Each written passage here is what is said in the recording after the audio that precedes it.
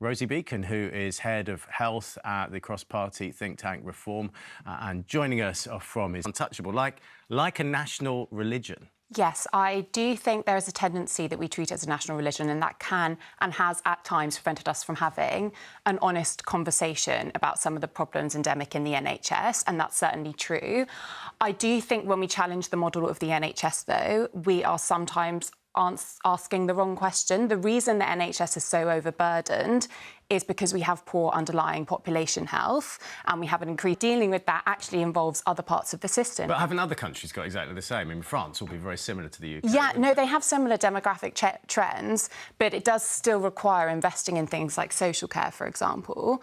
I do also think that, I mean, there are some problems in the NHS in and of itself. If you took a hospital today and put it back into 1948, after World War II, when the NHS was founded, the only thing that would look different would be the sophistication of the technology, surgery and medicine. The actual model hasn't adapted at all, despite the fact that clinical needs are completely different.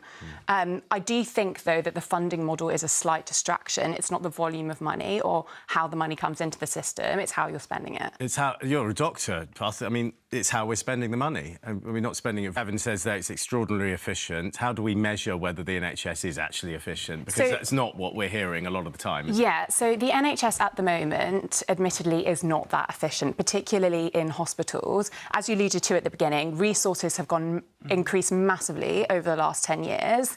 Patient demand has only increased slightly, and backlogs are through the roof. So the productivity puzzle in the NHS is well established.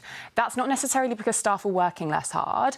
It's because hospital estates are falling apart, equipment is outdated. And I do think there was a difference in this budget in that they actually increased the budget that was specifically allocated towards rebuilding the maintenance backlogs, you know, getting new equipment, that kind of thing.